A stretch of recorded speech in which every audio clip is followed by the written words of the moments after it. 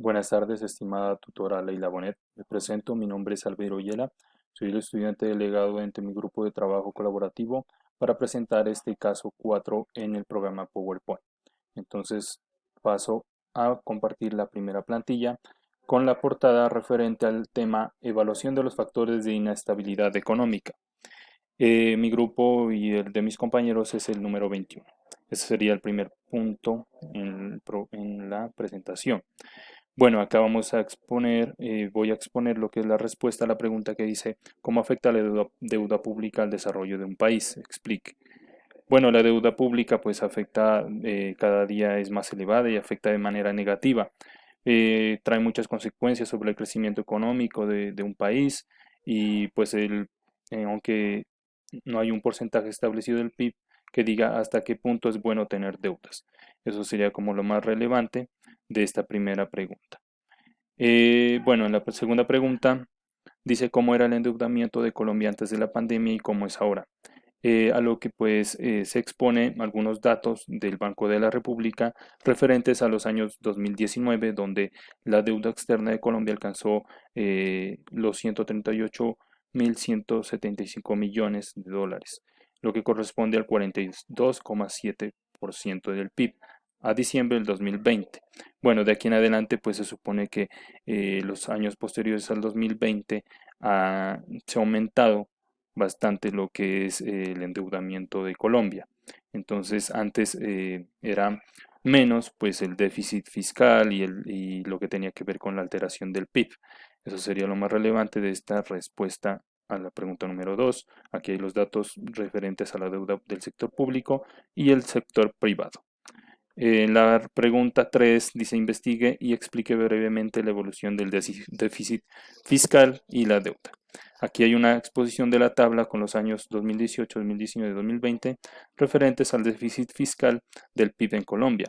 Las medidas tomadas por el Estado para contener la propagación del COVID-19 han sido pues el aislamiento social y la baja del precio del petróleo. Estas han afectado las cuentas fiscales del país al reducir los ingresos tributarios y aumentar las necesidades del gasto público. Eso sería lo más relevante de este punto. En la cuarta pregunta dice explique en qué consiste la regla fiscal y cómo se ha visto afectada por la pandemia. Primero que todo, pues la regla fiscal nos dice que es un control, un sistema donde hay un comité consultivo de la regla que controla el gasto público, el endeudamiento del gobierno. Entonces, eso es como, digamos, sería la exposición del tema. En el año 2018, antes de la pandemia, pues se supone que el déficit fiscal estaba contemplado en 1% a largo plazo, pues no se veía muy afectado lo que es el PIB.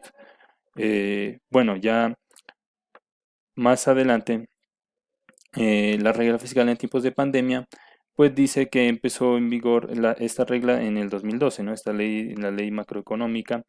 Dice que expertos del gobierno le pueden ayudar a este fijando metas y una ruta de déficit fiscal para que las finanzas sean sostenibles a largo plazo y la deuda del gobierno sea sostenible. La regla fiscal del gasto público, los nuevos gobernantes que asumen el puesto quiere decir que no habrá exceso del gasto sobre el incremento de los ingresos y tampoco se presentará un libre endeudamiento y restricción, o sea que había un control ejercido cuando se estaba en funcionamiento la regla. Después hubo la suspensión de la regla para los años posteriores, donde nos dice que los años 2020-2021 en adelante, el comité consultivo a la regla ha decidido suspender la regla fiscal para darle vía libre al libre endeudamiento del gobierno para solventar los gastos y las necesidades de la nación, debido pues a esta emergencia por COVID-19. La quinta pregunta que dice, ¿qué efectos económicos tiene la deuda pública?